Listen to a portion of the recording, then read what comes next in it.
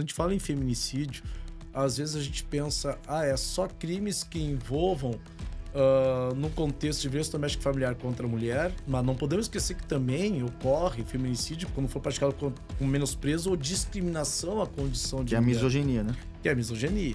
Então, assim, não é raro de acontecer de homens, né, tratando mulheres que, embora não tenham uma vinculação familiar ou uma vinculação afetiva, tratando a mulher, atentando contra a vida delas por menosprezo. Não sei se você soube de um caso bem interessante que aconteceu em Registro. E ficou famoso porque era um procurador do município que tinha como chefe da Procuradoria Geral uma mulher.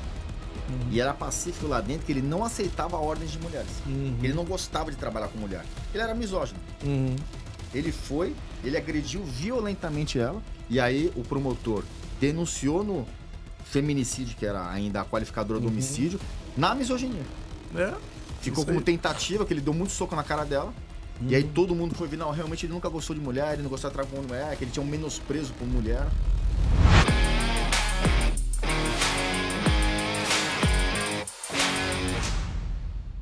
Bom, buenas, o povo agora do podcast Penal Play. Sejam bem-vindos para mais um podcast, episódio número 2, aqui do nosso estúdio de São Paulo. Aqui do estúdio 6 de São Paulo, tô pegando emprestado para falar sobre o Penal Play. E hoje o convidado especialíssimo, professor Wagner, que é delegado de Polícia Civil em São Paulo desde 2008, pós-graduado em 2009 em Direito Penal e Processo Penal pela Unisanta em Criminologia, pela Uninter em 2021, mestre em 2019 em Direito de Saúde, dimensões individuais e coletivas pela Universidade de Santa Cecília, doutorando, pasmem, em Direito Empresarial, mas ele vai explicar o porquê, pela Universidade 9 de Julho, ingressou em 2021. Nós vamos falar sobre as alterações introduzidas pela Lei 14.994/2024, que trouxe o crime de feminicídio lá do artigo 121A do Código Penal, que alterou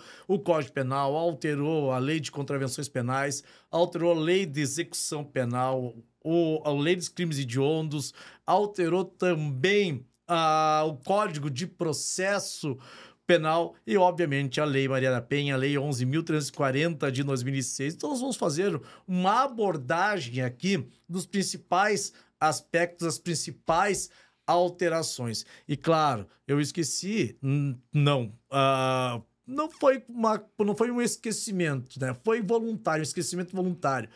De dizer que o Wagner também, ele é professor do CEISC, para nossa honra, para nossa felicidade, né? Além de toda essa qualificação dele, ele também é professor do CEISC nas carreiras de delegado, carreiras jurídicas, tanto que ele está devidamente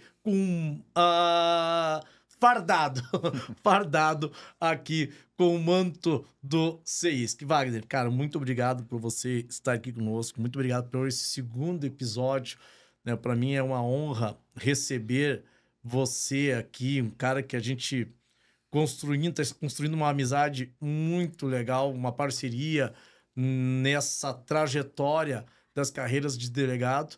E, cara, eu quero que você sinta todo o meu carinho e minha admiração e que se sinta em casa e, porra, cara, fazer esse podcast contigo vai ser demais. O papo vai ser muito, muito bom. Fiquem ligados, né, Wagner? O prazer é todo meu, professor.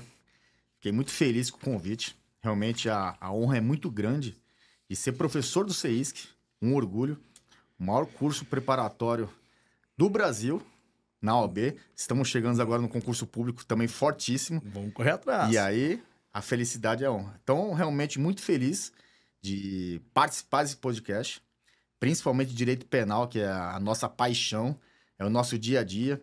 A gente trabalha como delegado de direito penal, dá aula de direito penal, aí faz as especializações de direito penal, respira direito penal. Respira. E direito penal, vê, eu falei em outros episódios, esse é um podcast voltado para penal, execução penal e Código de Processo Penal. Então, os nossos temas aqui que nós vamos tratar está vinculado a esta área. Claro que de vez em quando uma outra resenha vai rolar, né? Mas a essência desse podcast é de conteúdo para a galera que vai fazer concurso público, para a galera que vai fazer prova de OAB, para a galera que está atuando na vida prática na esfera criminal. Então, o nosso papo aqui, ele busca abranger todo esse público. Então, pode ser que uma informação que você venha a obter aqui pode servir para transformar a tua vida no futuro, uma questão de concurso, numa questão da prova da OAB, ou dali a pouco num processo que você está atuando. Essa é a finalidade desse podcast, de contribuir para que você tenha uma carreira, né, seja pública ou privada, ainda melhor. Mas, antes de mais nada, Wagner, conta a tua história pra galera aí, Wagner. Como é que tu chegou a ser delegado, meu? Então, eu comecei porque quando eu fui pro direito, eu não sabia o que fazia numa faculdade de direito, qual era a consequência. Na minha cabeça, na adolescência, direito era para faculdade de advocacia. Uhum. Então, nunca me entusiasmou. Aí eu fui pro exército e aí eu fui fazer o NPR, que é aquele curso para oficial do exército. E lá, como tenente, ele começou, por que você não faz concurso para delegado? Eu falei, mas delegado, o que precisa? Não, você faz uma faculdade de direito, que para ser delegado tem que fazer faculdade de direito. E aí que eu entrei na faculdade de direito, já com vontade de ser delegado, e levei a faculdade extremamente a sério, porque eu já entrei depois do exército, com 21 anos. Uhum. Estudei bastante e logo quando me formei, já passei para delegado aqui em São Paulo. Bah, olha a sua trajetória. Tu vê, no primeiro episódio nós falamos com o Denis, né? O Denis é procurador da República. E tu vê como que são as situações, né? O Denis, ele batalhou por um bom tempo para se tornar procurador da República. Então tu vê que as histórias, né, do concurseiro, elas não são... Tem um enredo, que é um enredo principal, mas tem as variações, né? Alguns conseguem ser aprovados antes, outros conseguem ser aprovados depois, mas o importante, cara, você que vai fazer concurso público, é ser aprovado, né? Não importa, aprovado e nomeado. Não importa quando que isso vai ocorrer. Claro que você quer que seja o mais rápido possível, né? Mas se não for no teu tempo, no tempo que você deseja, então que seja um tempo de Deus, né? Que seja um tempo de Deus para que você consiga obter a tão sonhada nomeação numa carreira pública, independentemente de qual área que você irá atuar. Mas, meu querido amigo Wagner, cara, meter um 121A lá no Código Penal, né, cara? Meter um crime de feminicídio além de outras alterações. O que tu achou dessa lei, cara?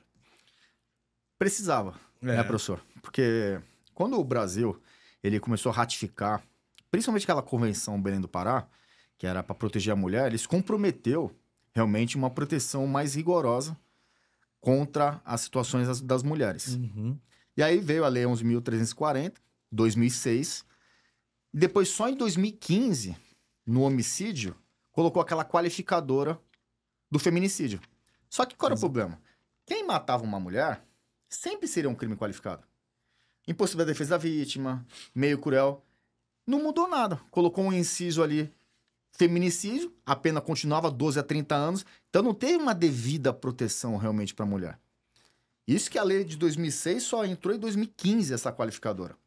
Então precisava realmente, num crime autônomo, do feminicídio. E uma pena diferenciada. De 12 a 30, eu entendo que agora de 20 a 40 anos ficou realmente bom. Porque realmente, na nossa legislação, a prevenção geral, ela é importante. Para a sociedade verificar que, pô, se eu cometer um feminicídio, eu vou ficar mais de 20 anos preso. Crime hediondo. E aí mostra aquela repressão para as pessoas. Ah, não vou fazer mais. Exatamente. E tu vê, essa é uma alteração que ela é, além de ter um caráter preventivo, ela é uma alteração bastante simbólica, né? É como se nós estivéssemos dizendo e buscando alternativas para coibir algo que, inacreditavelmente, existe com muito mais frequência que nós imaginamos, né? homens atentando contra a vida de mulheres e que em algum momento era sua companheira, ou era sua esposa, ou era alguma namorada, e o cara, num dado momento, acha que é o proprietário daquela mulher e não admite que ela tome outros rumos e vai buscar matá-la. E realmente tem que ter essa proteção, né, um adicional, né, 20 a 40 anos de reclusão. Mas quais foram as principais, na tua visão, Wagner, as principais alterações dessa lei? Primeira, realmente essa, que chamou muita atenção, essa qualificadora. De qualificado virou um crime autônomo. A progressão de regime mudou também, Uhum. que antigamente era de 50%, foi para 55%, aumentou 5%. Outro ponto importante é o crime de ameaça. Uma Uhum. mudança que teve ali também. Por quê? Até por uma questão prática, a pessoa que está estudando para o concurso de delegado de polícia. Sim. E já acontecia, e já acontece na lesão corporal. Que Uhum. a lesão corporal leve tem como regra uma ação penal pública condicionada à representação, só que se for em âmbito doméstico, vira incondicionado. Aí, mesmo que a vítima não queira, ele é preso em flagrante. Na ameaça, também era uma ação penal pública condicionada à representação. Aí, Uhum. uma das mudanças foi essa também. Se ele ameaçar de morte a mulher, ação penal pública incondicionada. Aí, se for conduzido para a delegacia, o delegado de polícia tem que atuar em flagrante. É uma pública incondicionada, independe da vontade da vítima, o Estado tomou conhecimento. Aí, na ameaça, também vira uma situação de incondicionada. E torna quase que limitada aquele dispositivo do artigo 16 da Lei 11.340 de 2006, que é da retratação, né? Da mulher quando se trata de ação penal pública condicionada à representação. Porque a gente sabe que muitas vezes a mulher ela é ameaçada, mas em dado momento ela é convencida a se retratar, É. né? Ou seja, ela retirar sua vontade de que haja um procedimento criminal contra aquele agressor no aspecto da ameaça, né? Então, acho que veio também muito bem-vinda essa alteração em relação ao crime de ameaça também. E tivemos também, especificamente no feminicídio, Wagner, qual a alteração que chamou além da pena, né? Que ela foi bastante. Hoje nós temos a maior pena combinada no nosso ordenamento jurídico. Aquilo que era do extorsão mediante sequestro com resultado de morte, que a pena era de 24, Aumenta. 30 anos, agora é É. de 20 a 40, né? A pena máxima é a maior hoje, 40 anos, que é da extorsão, mediante sequestro com resultado de morte. Pena máxima é de 30, Né, 30? mas Uhum. lá a mínima é de 24. Então É. ainda continua mais alta para 20. Exatamente. Né? Então, a pena é uma baita observação, né? Tu vê que a pena mais alta, né, é a do feminicídio, né? Mas ainda a pena Mínima, mínima, que é o partido onde os juízes começa a começam a dosimetria. dosimetria, né? E também tem a possibilidade no feminicídio de chegar a 60 anos, né? Com algumas causas de aumento de pena que vai aumentar até metade da incidência de causas de aumento de pena.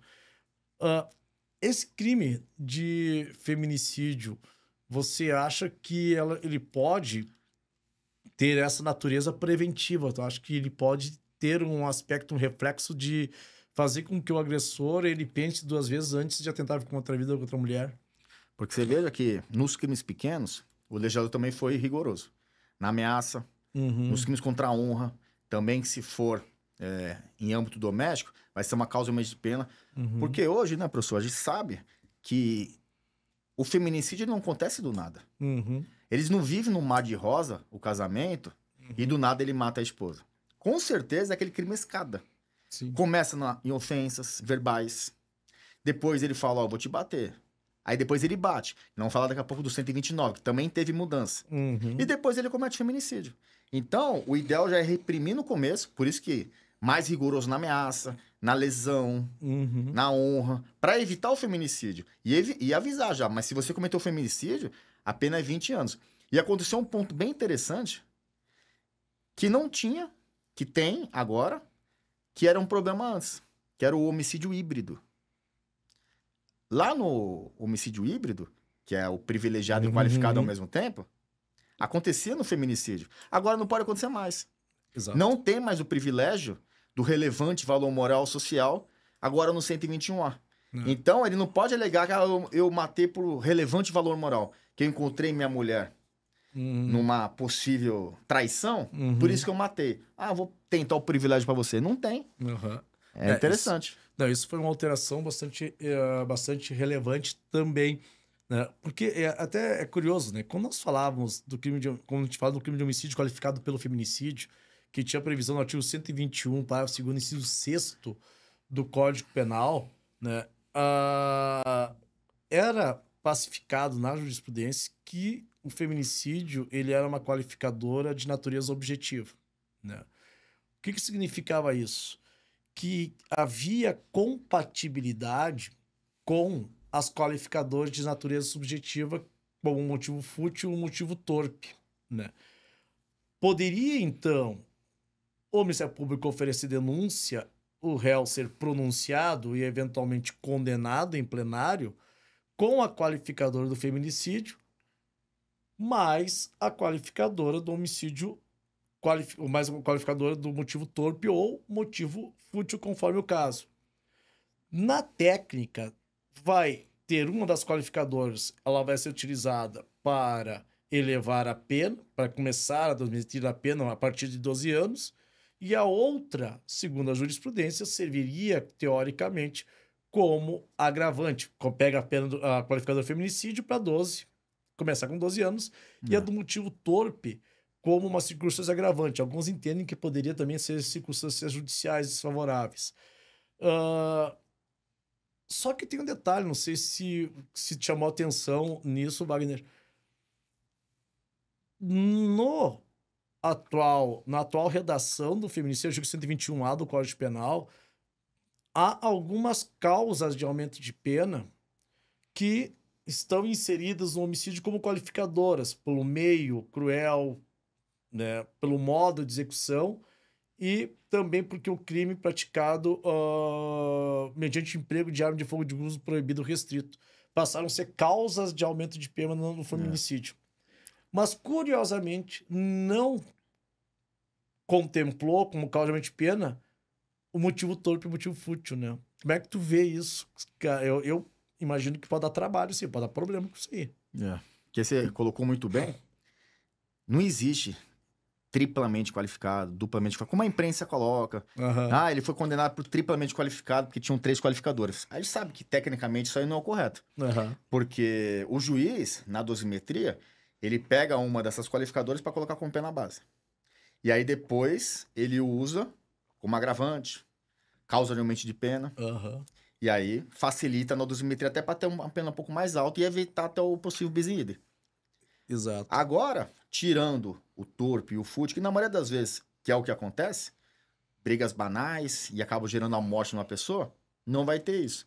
Então vai acabar atrapalhando um pouco na dosimetria. Por mais que na terceira fase da dosimetria vão ter possíveis causas de aumento de pena, agravantes, a gente sempre consegue colocar uma ou outra, Uhum. mas na parte do homicídio tinha essa facilidade, né? Mas tu vê, e é interessante, eu particularmente, eu vi alguns colegas dizendo que esta omissão do legislador seria porque considera que o motivo torpe e o motivo fútil, ele integraria o tipo penal do feminicídio. Ou seja, é íncito ao crime de feminicídio que seja praticado um motivo tópico, motivo torpe, motivo ou motivo fútil já estaria integrado, já constituiria o crime de feminicídio. E eu considero isso um baita de um problema, mas É. um baita de um problema mesmo. Por que isso? E eu quero também saber a tua opinião, talvez, nesse sentido. Porque não são raras as condenações, como bem você disse, de o sujeito ser condenado pelo crime de feminicídio, um homicídio qualificado pelo feminicídio, e o juiz reconhecer a qualificadora do motivo torpe como uma circunstância agravante. Se eu considerar agora que que o motivo torpe ele passa a constituir o crime de feminicídio, ele passa a ser uma elementar de um crime de feminicídio, eu tenho uma novatio legis immediis. Porque agora ela é uma elementar. Então, em uma circunstância agravante somente pode ser considerada se não constituir, que é o caso, ou não qualificar o crime, né? E nós sabemos que os juízes consideravam esse motivo torpe como agravante, Isso. né? E aí, eu queria ver como é que tu vê isso, porque eu ainda não formei de forma absoluta esse raciocínio, né? Eu larguei uma vez nas minhas redes, né? Mas se for prevalecer esse entendimento, não vai faltar advogado alegando novatio legis immediis para afastar esta agravante do crime da pena que foi imposta lá no crime de homicídio qualificado pelo feminicídio, mais o motivo torpe, né? Pelo menos lendo a redação, realmente eu acho que é forçar demais pensar numa situação de motivo fútil ou torpe o feminicídio. Não tá claro isso. Uhum. É fazer uma interpretação muito ampla e falar, isso aqui tá aglutinado aqui na elementar o Nossa. fútil ou torpe. Uhum. Mas, assim, o rol do artigo 61 das agravantes é um rol bem grande, né, professor? Sim. Então não pode mais colocar torpe, não pode mais colocar fútil, porque é uma elementar do tipo penal agora. Mas a gente consegue colocar uma impossibilidade de defesa da vítima. Só o fato de não agravar, e essa agravante genérica, Exato. o juiz ele agrava o quanto ele quiser. Sim. É aberta para ele. Por mais que a jurisprudência oriente ali um sexto, assim, mas é aberta para o juiz. Sempre atentando pelo peno máximo, não ultrapassar o máximo da Exato. primeira e segunda fase da dosimetria. Mas, assim, tem outras possibilidades. Então, se o advogado conseguimos aí uma tese interessante para não colocar mais agravante do torpe e do fútil. Tudo bem, mas tem muitas outras situações para colocar também, né? O que me causa espécie é a possibilidade da retroatividade, É. né? Mas também, e aí tu levantou bem essa hipótese, eu não considero como sendo uma elementar ou que constitua o crime de feminicídio um motivo torpe ou motivo fútil. E não sendo elementar ou não constituindo o tipo penal, é possível que ele permaneça sendo como uma agravante genérica, como foi utilizada pelo artigo 61, né? Então, não há como retroagir, não há como falar em novatio legis, porque se aquela qualificadora foi usada como uma agravante genérica, ela continua sendo uma agravante genérica a partir de agora. Então, se o sujeito ele cometeu um crime de feminicídio e ficar caracterizado que há uma motivação torpe, o juiz da segunda fase de fixação da pena considera como um agravante, né? E tá tudo bem, não tem uma novatio legis immediis. O que me chamou a atenção foi alguns colegas dizendo, isso aqui pode ser uma elementar. Só que, cara, o problema que isso pode causar é enorme, né? De advogados buscando que agora virou elementar, então nós estamos falando em retroatividade de uma lei mais benéfica, já que não posso considerar como circunstância agravante se ela constituir o crime, né? Então essa foi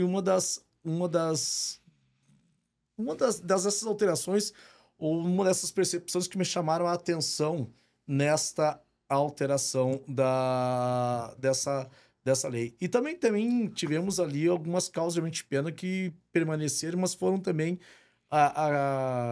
acrescentadas situações de causas de pena também, que também me parece ser bastante relevante, né, Wagner? A causa de aumento de pena ajuda bastante, Não. principalmente na dosimetria, porque realmente eleva a pena num patamar que pode passar agora do máximo da pena. Uhum. E já tinham situações de aumento de pena, como gravidez, presença de ascendente com descendente, na forma virtual. Exato. E tu vê que antes, o legislador, nesse caso, ele acabou ampliando o alcance, porque na redação anterior, a pena ela é aumentada se o crime for praticado durante a gravidez ou 3 meses após o parto. É. Hoje, a abrangência era muito maior. Se for a vítima mãe ou responsável de criança ou adolescente, a pena ela é aumentada, ou seja, vai alcançar basicamente sempre, dificilmente não vai incidir esta Né? causa de aumento de pena. E veja que não é só a mãe, é uma responsável por uma criança ou adolescente. E se nós formos considerar estatisticamente falando, as vítimas, elas são responsáveis, boa parte, por crianças e adolescentes. Então, invariavelmente, e aí é uma outra situação que deve levar em conta o agressor, quando ele for pensar, e isso tinha que ser difundido, meu amigo, se você pegar e atentar contra a vida desta mulher, se essa mulher tiver um filho, criança ou adolescente, cara, tu tá sujeito a levar uma pena de 60 anos. Se tu for pegar e levar a considerar a pena máxima. E aí eu acho que difundindo esse tipo de informação, porque inevitavelmente vai acontecer, né? É a tendência que aconteça, né? Então, acho que também pode se trabalhar com uma perspectiva do medo, né? Para tentar... Que é justamente a prevenção geral positiva, né? Para pegar e poder diminuir, né? Diminuir a incidência que cada vez se eleva mais desse tipo de crime do feminicídio. E até aquela mudança que ocorreu no 75, que agora você pode ficar até 40 anos preso. Então vamos pensar numa pena, igual você falou, de 60 anos. E a progressão de regime, como vimos, agora é de 55% da pena. 65% de 60%, o cara vai ficar 35 anos preso no fechado. No fechado. Quer dizer, ele só vai ficar mais 5 anos e vai cumprir. Então ele vai cumprir a pena inteira no fechado, não vai nem pro cena aberto. Vai fechar os 40 anos pelo tempo limite de cumprimento de pena e vai sair. Né? Mas tu vê 30 e poucos anos no fechado, cara. Não sei se ele sai vivo. Se conseguir sair vivo. Também tem mais essa. E também nós tivemos alguma alteração na lesão corporal, né? E, cara, e aí eu reputo também que tem problemas essa alteração, né? O que eles fizeram no feminicídio não fizeram na lesão, né? Só para vocês terem uma ideia, na lesão corporal, nós temos o crime de violência doméstica, que tem o crime de... Vamos considerar, para ser mais técnico, tá? Porque quando a gente fala em violência doméstica, parece que sempre se fala como sendo vítima mulher. Então vamos trazer para algo mais técnico. É o crime de lesão corporal leve qualificado, tá? Que tem previsão no artigo 129, parágrafo 9º do Código Penal. A pena, na redação anterior, era de 3 meses a 1 ano, né? Quando ocorria lesão corporal leve qualificada pela violência doméstica. Só que nesse caso, a vítima pode ser homem ou mulher, não é restrita à mulher. E aí era quando envolvia ascendente, descendente, cônjuge, irmão, companheiro ou companheira, quando há relações no âmbito de relações domésticas, de hospitalidade e também de coabitação, como, por exemplo, pessoas que moram juntas nessas repúblicas de estudantes, né? Poderia incidir essa qualificadora da lesão corporal. E a pena é de 3 meses a 1 ano. Então, se um irmão ele agredisse um outro irmão, pena de 3 meses a 3 anos. Pena de 3 meses a 3 anos, lesão corporal qualificada se resultasse lesão leve. Agora passou a 2 anos e 2 a 5 anos, né? Ou seja, teve uma elevação grande aí, né? Isso mudou bastante, porque não tinha uma diferença na prática. Se eu vou falar agora. Agora tem. Porque quando o 129 criou o parágrafo 9º, era tudo igual. Começou só com o 9º. Se agredisse a mulher, prisão em flagrante, o delegado podia arbitrar fiança. 3 anos. Se agredisse o marido, a mesma coisa. Aí eles criaram, para fazer uma diferenciação para as mulheres, o parágrafo 13º. Só que aí de 3 anos foi para 4 anos. Não mudou nada. Porque o delegado ele pode arbitrar fiança todos os crimes com pena máxima até 4 anos. Então ele poderia arbitrar fiança também se a agressão fosse mulher. Uhum. Agora, com essa mudança legislativa, ele colocou para 2 a 5 anos. 5 anos, mesmo no parágrafo 9º, como no 13º, ficou inafiançável na delegacia. Nas duas situações, mesmo agredindo a mulher que agride do homem, ou qualquer coisa que seja, ou a mulher sendo agredida. Aí vem a crítica que aí não fez aquela proteção para a mulher devida. Pois é. Tu vê, com essa alteração e da pena máxima ela alcançar 5 anos, não é possível o delegado ele arbitrar a fiança, né, no momento do flagrante lá na delegacia. Mas é óbvio que é possível que a autoridade judicial venha a arbitrar a fiança numa eventual audiência de custódia, se for o caso de prisão em flagrante, de prisão em flagrante. Mas, como disse o Wagner, temos um problema, né? Se você for verificar lá no artigo 129, parágrafo 9º do Código Penal, nós temos a pena hoje, com a atual redação, de 2 a 5 anos. E se uma mulher agredir o homem... É a mesma pena. A mulher agredindo o homem. Vocês estão achando que não, mas, cara, quando trabalhar no Ministério Público... Não acontece. Cara, o que tinha de mulher, o que tinha de homem que fazia o registro de ocorrência dizendo que apanhou da mulher era uma festa. Eu costumava dizer, cara, apanha quieto, homem. Apanha quieto. Missioneiro que é missioneiro, galo que é galo, apanha quieto, né? Se é pra apanhar, vai pegar e vai falar na delegacia. Vai lá, imagina o que os caras vão pensar da figura, né? Depois, olha, e acontecia, 2 a 5 anos.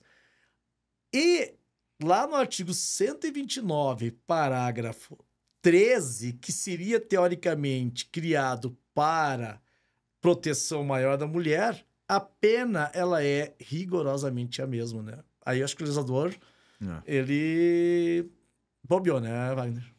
Aconteceu. A gente que gosta muito de criminologia, que nem você falou, o homem que apanha, ele não vai levar para o Estado não acaba tomando conhecimento, surge a cifra oculta. E quando a mulher apanha, geralmente acontece. Por isso que a estatística é muito grande quando as mulheres apanham. E aí aplica realmente o 13º. Agora, o Brasil, ele se comprometeu a fazer um tratamento, uma proteção maior para as mulheres. Os tratados e as convenções internacionais de proteção à mulher. Fez isso no feminicídio, porque se a mulher matar o homem, muito provavelmente vai ser um homicídio qualificado. Pode ser que acham alguma qualificadora nela por ter matado o marido, 12 a 30 anos. Aí se o marido mata a mulher, automaticamente é o feminicídio. De 12 a 30 vai para 20 a 40. Agora na lesão, não teve essa diferenciação. Eu sei que a gente escuta críticas que... Por que a mulher merece realmente uma proteção maior? Porque realmente as estatísticas mostram que as mulheres sofrem mais do que os homens. Exato. Né? Exato. Então, por isso que merece esse tratamento diferenciado. Não existe uma lei João da Silva. Nem muita gente pede. Não existe. Existe a Lei Maria da Penha. É uma questão de vulnerabilidade, pelo menos no aspecto físico, né? Não no aspecto... E eu acho que você tem que separar de considerar isso ou de cogitar essa hipótese, né? A vulnerabilidade é em termos físicos, não em termos intelectuais ou em termos sociais ou em termos de igualdade. A mulher tem tanto direito quanto o homem, né? E tem que ter um grau de paridade, mas como ela é vulnerabilizada, ela tem que ser protegida e tem que ser protegida. É uma lei protetiva mesmo. Só que nesse caso aqui, o legislador, ele não observou essa proteção. Ele, me parece que ele acabou atribuindo uma situação igual, algo igual para situações desiguais. Ele deu um tratamento igual para situações desiguais. Tu vê, poderia pensar, mas por que o legislador ele queria, talvez, aumentando a pena do parágrafo 13, ele buscou proteger a mulher? Porque aumentou a pena. Tudo bem, eu concordo. Ele aumentou a pena. Mas não me parece que esta iniciativa do legislador ela tenha sido protetiva. pelo menos em comparação ao tratamento dado ao homem, né? Tratando de uma forma diferente situações, tratando de uma forma igual situações diferentes. Porque eles aumentaram, olha só, de 3 meses a 3 anos, eles elevaram de 2 a 5, ou seja, eles elevaram a pena do 129, parágrafo 9º, maior intensidade do que a pena do artigo 129, parágrafo 13. Então, quer dizer, eles deram uma proteção maior para o homem que apanha da mulher, né, do que da mulher que é lesionada pelo homem. Né? Me parece que nesse caso aqui, eu até questiono, né, qual foi a motivação do legislador para estabelecer para a lesão corporal a mesma pena. E aí a gente procurando, não tem nenhuma incidência de causa de aumento de pena que possa diferenciar. Né? São as mesmas. Se chegar lá numa lesão corporal grave ou gravíssima, aí vai aplicar o parágrafo 10 para um para outro. Quer dizer, não tem distinção, né? Nesse caso, né, Wagner? O legislador, às vezes, eles comem essa bola que depois a gente tem que ficar quebrando a cabeça para resolver. Exato. Você vê em várias situações, pô, o legislador errou feio aqui. Exatamente. E ele pensou nisso na ameaça, ele pensou nisso nos crimes contra a honra, ele pensou nisso no feminicídio, ele pensou na via de fato lá da contravenção penal, que mudou também. Também. Só que na lesão corporal ele não fez isso. Eu tava raciocinando aqui, quando você tava falando, um ponto importante que vale a ressaltar, do 129, 13º, violência doméstica, Lei 11.340. E o acordo de não persecução penal é proibido em âmbito doméstico. Uhum. Então, 2 a 5 anos, por mais que caiba na pena mínima, menos de 4 anos, mas não pode, porque proíbe violência doméstica. Mas aí o contrário cabe, né? No nono vai caber. Então, se a mulher bater no cara, que não vai aplicar 11.340, cabe o acordo de não persecução, né? Pois é uma distorção no legislador. Sabe que a sorte disso tudo aqui, em termos de benefícios despenalizantes, é que quando a gente fala em violência doméstica, nesse caso, pelo menos o artigo 28A, ele inviabiliza que seja praticado o concedido o ANPP para crimes praticados com violência, porque é só com crimes praticados sem violência com ameaça. Mas se fosse possível a aplicação para esses crimes de lesão corporal, o agressor, a mulher teria a possibilidade do acordo de não persecução penal, ao contrário do homem, né? E lá está expressa a proibição, né? É, lá porque tem essa proibição. Então, vejo, se não tivesse esse requisito de ser praticado sem violência ou grave ameaça, a mulher que agrediu o homem teria direito à NPP e o homem que agrediu a mulher não teria direito ao NPP, porque há uma expressão, há uma vedação expressa lá no artigo 28A do Código de Processo Penal. Mas o que nos chama a atenção mesmo é essa pena igualitária que foi combinada. Cara, o melhor seria se eles fixassem ou combinassem a pena do artigo 129, parágrafo 9º, de 1 a 4 anos. 1 a 4 anos. E no artigo 129, parágrafo 13, de 2 a 5. Aí nós poderíamos aqui entender que há um grau de proporcional de tratamento desigual para situações desiguais, né? Então, eu não sei se a razão do legislador ter colocado penas de lesão corporal rigorosamente iguais. Bastava ele passar a combinação de 1 a 4, de 3 meses a 3 anos de 1 a 4, porque a pena mínima ela sobe de forma bastante relevante. De 3 meses a 1 ano, sobe bastante, né? E fixa a pena máxima em 4 anos. Né? Me parece ou pelo menos colocar algumas causas de aumento de pena. Exato, ou pelo menos aumentasse, ou tivesse alguma causa de aumento de pena. Como fez nos crimes contra a honra. E tu vê que isso não é nem para dizer que falar sobre a intensidade da lesão, porque em ambas as situações é para lesão corporal leve. Porque na lesão corporal grave vai incidir lá o parágrafo 10, né? Vai incidir o parágrafo 10. Então, esse da lesão corporal ficou confuso. Ficou muito confuso. Eu acho ele quis realmente endurecer mas colocou para os dois lados, né? E nós tivemos alterações também nos crimes contra a honra, né? E na lei de execuções penais. Agora ficou... Por que 55% para confundir a vida da gente? Isso vai. Aí já quebra a cabeça. Porque, pô, 16%, 20%, 30%, 40%, 50%, 60% e 70% da pena. Aí você tem que memorizar todas as hipóteses que cabe e o que não cabe. Aí colocou mais uma agora que é 55% no feminicídio. 55%, que loucura, né? Porque primeiro, qual é o aspecto prático disso, né? Se tu for ver, dá uma diferença de alguns meses entre os 50% para 55%, né?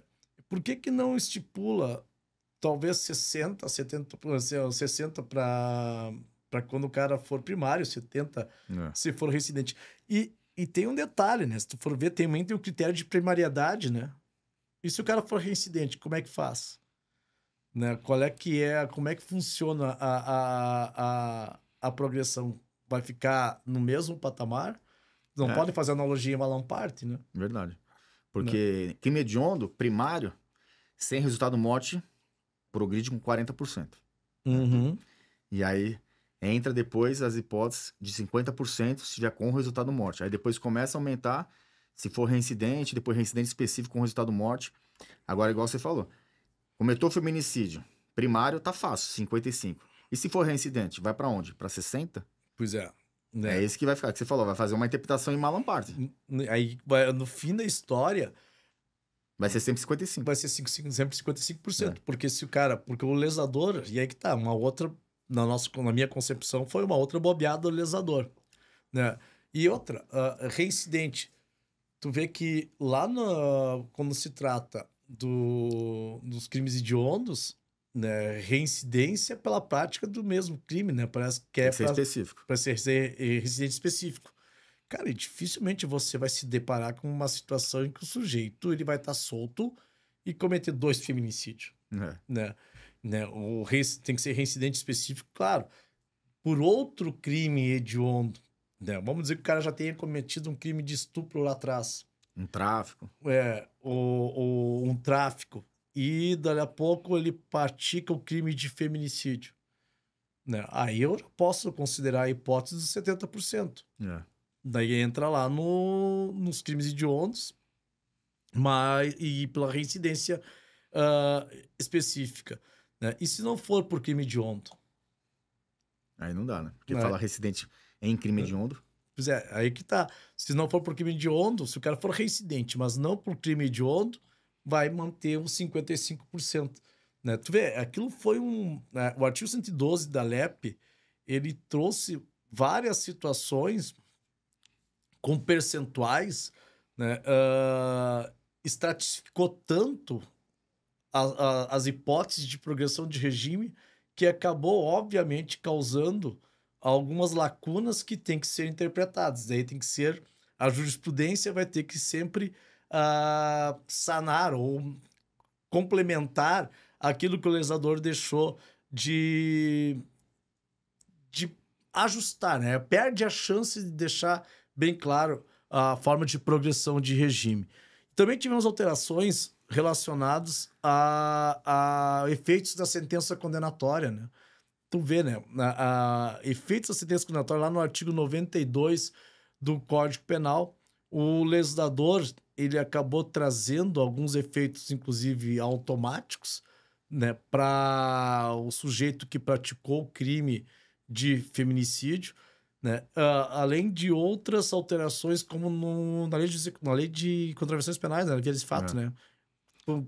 Qual foi a alteração que ocorreu lá relevante ali? Só voltando naquele ponto que vale a pena falar para os nossos alunos para eles não confundirem. Se a gente for estudar o Código Penal, no 83, livramento condicional, crime hediondo 2/3. Ponto.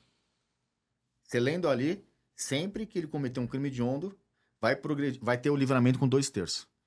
Só que o nosso Código Penal, anterior. Aí veio em 2019 alterou a lei de execução penal. Justamente o 112. E aí colocou as porcentagens agora na progressão de crimes hediondos. Mas colocou que toda vez que ele cometer crime hediondo com o resultado morte, é proibido o livramento condicional. E aí o aluno que estudar o Código Penal vai falar, já sei que se for livramento condicional, 2/3, só vou gravar um só. Mas vai errar, porque na lei de execução proíbe Tem a se já está vedação. de morte. Tem Tem que vedação. dar esse... Tem a vedação do livramento condicional. Yeah. A gente costuma dizer assim, se deu resultado de morte, esquece... Não vai sair. Esquece... Só vai progredir. Esquece livramento condicional. Mas tu vê, no feminicídio, se tu for analisar também, tem outras situações. Quando a gente fala em feminicídio, às vezes a gente pensa, é só crimes que envolvam no contexto de violência doméstica familiar contra a mulher, mas não podemos esquecer que também ocorre feminicídio com menosprezo, quando for praticado com menosprezo ou discriminação à condição de Que é a mulher. misoginia, né? Que é a misoginia. É. Então, assim, não é raro de acontecer de homens, né, tratando mulheres que, embora não tenham uma vinculação familiar ou uma vinculação afetiva, tratando a mulher, atentando contra a vida delas por menosprezo. Não sei se você soube de um caso bem interessante que aconteceu em Registro. E ficou famoso porque era um procurador do município, imagina a situação, que tinha como chefe da Procuradoria-Geral uma mulher. E era pacífico lá dentro que ele não aceitava ordens de mulheres. Que ele não gostava de trabalhar com mulher. Ele era misógino. E aí, numa dessas que ela entrou e falou, não sei o que, você tem que fazer algum serviço da procuradora, ele foi, ele agrediu violentamente ela, e aí o promotor denunciou no feminicídio, que era ainda a qualificadora do homicídio, na misoginia. Ficou como tentativa, que ele deu muito soco na cara dela. E aí todo mundo foi ver, não, realmente ele nunca gostou de mulher, ele não gostava de trabalhar com mulher, que ele tinha um menosprezo por mulher. Tu vê, E aí entrou, e ele não tinha vínculo nenhum com ela. Parentesco, amoroso. Isso é um exemplo clássico, né? Do cara ele não tolerar, não admitir ser chefiado, vamos dizer assim, mulher. É o cara do machista, misógino mesmo, né? Então tem que ter muito cuidado. E quando a gente fala também em feminicídio, não é porque a vítima é a mulher que vai incidir esse crime, né? Não dá para confundir feminicídio com femicídio. São situações distintas, tá? Para aquele que é concurseiro, tem que ter uma especial atenção. Femicídio é uma coisa, feminicídio é outra. Femicídio é matar mulher. Feminicídio é matar mulher em razão da sua condição de ser do gênero feminino, do sexo feminino, que é em decorrência da violência doméstica familiar contra a mulher ou por menosprezo ou discriminação. Ou seja, só matar uma mulher que não esteja vinculada a essas duas situações não incide o crime de feminicídio. Imagina que o sujeito ele mata a mulher porque ela é do Corinthians. Uma fechada de trânsito, aí ele dá um tiro quando ele vê uma mulher que estava dirigindo. Exato. Então, assim, imagina numa discussão boba, assim, de rua, de trânsito, o cara vai lá e mata a mulher. Isso não é feminicídio, isso é femicídio.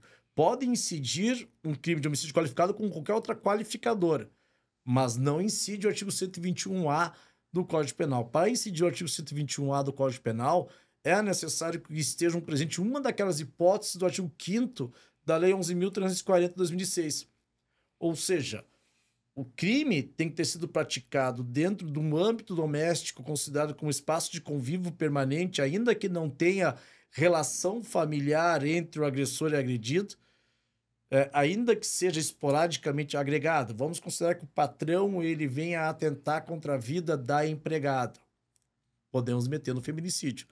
Porque é a hipótese do artigo 5º, inciso 1º da Lei 11.340 de 2006. Ou quando há uma vinculação familiar, imagina que o agressor ele venha a atentar contra a vida da sua esposa, o pai contra a vida da filha, por exemplo, o genro contra a vida da sogra, por exemplo. Caiu uma questão dessa no meu exame oral de delegado. E a pergunta foi o seguinte: uma amiga da filha pede para morar na casa por 6 meses por causa de estudo. Aí o pai agride violentamente essa amiga da filha que está esporadicamente morando com ela. Aplica a lei de violência doméstica ou não? Baita pergunta. Interessante, né? Uhum, e aplica. Igual você falou, o artigo 5º da lei Traz, mesmo que use esporadicamente, agregados. Esse é um baita de um exemplo, né? Aplica-se a lei. Né? Se esse pai atentasse contra a vida dessa amiga, seria feminicídio. Hoje, né? Hoje seria feminicídio. Ou quando há uma relação íntima de afeto, namorado atentar contra a vida do namorado, companheiro contra a vida da companheira, ainda que eles não convivam mais juntos, né? Ex-companheiro, ex-namorado. E aquelas polêmicas todas, né, professor? Que já existia na lei, tem que estender pro 121A. Transsexual, isso. Vai ser feminicídio 121A. Sim, 121A. O STJ, ele já está... o STJ, ele se direcionou nesse sentido. Tem uma decisão do STJ que estavam discutindo se o transexual ele poderia ser sujeito passivo do crime de homicídio qualificado pelo feminicídio. O STJ, ele não deu provimento ao recurso, dizendo que quem vai decidir isso são os jurados. E, com toda razão, quem vai decidir isso são os jurados, mas não pelo fato de ela ser transexual ou não. Né? O STJ disse, pode sim. Pode sim a denúncia ter sido oferecida pelo crime de homicídio qualificado pelo feminicídio, sendo a vítima transexual, e tanto que poderia ter sido pronunciado como foi pronunciado, sendo a vítima transexual. Então, para o STJ, é possível. Agora, cabe aos jurados, porque o STJ não é o STJ que vai poder analisar o mérito de um crime doloso contra a vida, são os jurados, né? Aí fica a critério dos jurados considerar se a qualificadora, em relação não só pelo fato da vítima ser transexual, mas pelo contexto fático, se ocorreu, incidiu esta qualificadora. Então, para o STJ, é possível a aplicação do feminicídio para a transexual, independentemente de alteração de órgão genital, de ter aquelas cirurgias de operação de transformação, e independentemente de registro civil. Basta que a pessoa se posicione como uma mulher, que ela se coloque numa condição, no contexto social, como sendo uma mulher. Te liga, porque transexual também pode ser vítima do crime de feminicídio, né? Outro ponto interessante que eu estava vendo já, discussão, igual você falou, o tribunal do júri, vamos pensar que ainda está na fase de inquérito, está ainda na primeira fase do júri. E entrou essa lei em vigor. Aí o juiz, ele entendeu que aconteceu um crime doloso contra a vida. Aí ele pronuncia. Ele pronuncia pelo 121 qualificado pelo feminicídio, ou ele vai pronunciar pelo 121A? Pois é. E agora, né? Houve aquele princípio da continuidade típica normativa do 121 qualificado para o 121A. Só foi a transposição. Só que a pena é maior. 12 a 30, 20 a 40. Então, eu acredito que... Aqui há uma outra atividade. O que acontece se tu pegar e considerar que a pena do crime de homicídio qualificado pelo feminicídio, ela vai de 12 a 30. De 12 a 30. E a pena do feminicídio agora, de 20 a 40, nós estamos diante de uma lei posterior mais severa. Se é uma lei posterior mais severa, obviamente que ela não vai retroagir ou vai alcançar fatos praticados antes da sua vigência. Então, se o fato foi praticado antes da entrada em vigor desse artigo 121, artigo 121A, né, o juiz ele vai ter que pronunciar pelo artigo 121, parágrafo 2º, inciso 6º do Código Penal. Aí tu vai me dizer, a pessoa está revogado esse dispositivo. Não, aí entra aquilo que nós chamamos de ultratividade. Aquele dispositivo, ele continua gerando efeitos mesmo depois de revogado, certo? Se a lei posterior fosse mais benéfica, aí ok, vai retroagir para beneficiar o réu. Uma baita ponderação, né? Baita pergunta para uma prova também. Né? Se vocês agora, nas próximas provas, isso vai ser questionado. Isso vai despencar. Vai despencar. É algo assim que, se o cara não tiver esse domínio agora dessas alterações, terá muitos problemas nas provas de concursos públicos, principalmente, até mesmo para quem vai fazer OAB. Mas, Wagner, eu acho que o nosso tempo... Poxa, passou rápido de novo, né? Pô, nossa, né? Nosso tempo tá meio que se esgotando. Espero que você aí que está nos escutando agora tenha curtido esse episódio. Eu adorei esse episódio.